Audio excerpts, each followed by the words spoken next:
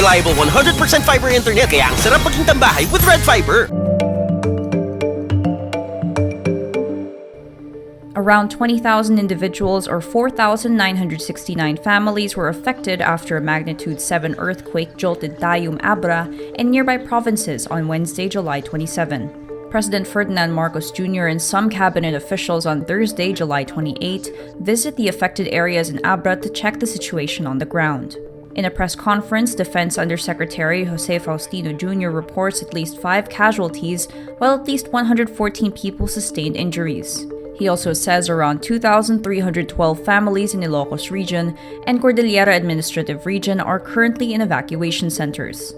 Faustino, who also heads the country's National Disaster Agency, NDRRMC, reports an estimated 33.8 million pesos worth of damage in Ilocos Region, Central Luzon, and Metro Manila. A total of 868 houses were also damaged at Car, 11 of which were totally destroyed by the strong tremor.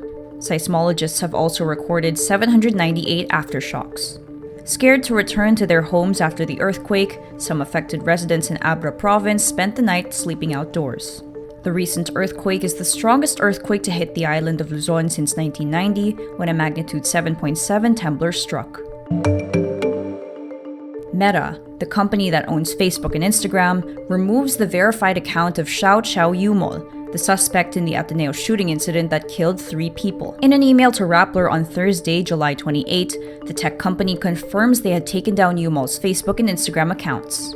Facebook says on Tuesday, the shooting incident violates its dangerous individuals and organizations policy.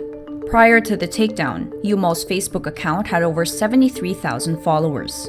An analysis of his posts showed he used his platform to support former President Rodrigo Duterte's brand of vigilante justice and to attack members of the opposition.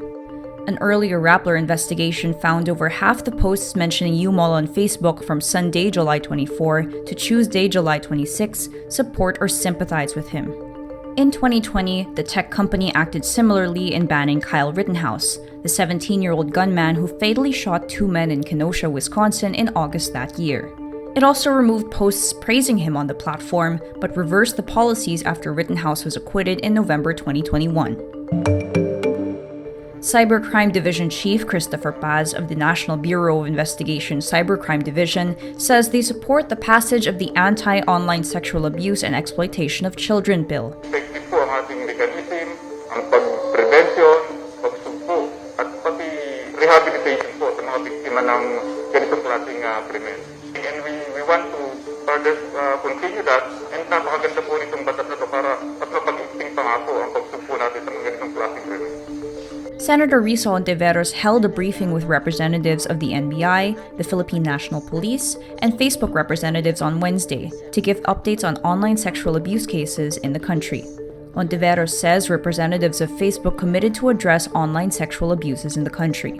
She also says during her meeting with the PNP and other stakeholders, they agreed to follow 3 steps in helping the government enforce the law once it is passed, which includes the immediate takedown of sites, preservation of evidence, and transmittal of evidence to authorities. Unless vetoed by President Ferdinand Marcos Jr., the anti-OSAIC bill will automatically lapse into law on Friday, July 29.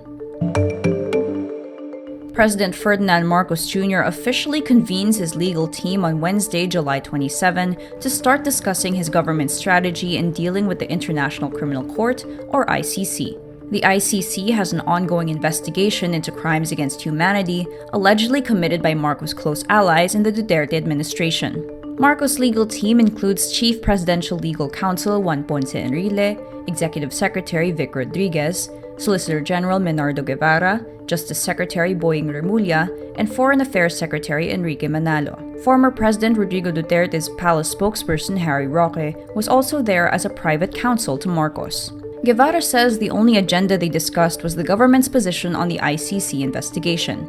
ICC prosecutor Karim Khan asked the pre-trial chamber to resume investigation into the drug war killings, as well as killings in Davao City when Duterte was mayor and vice mayor.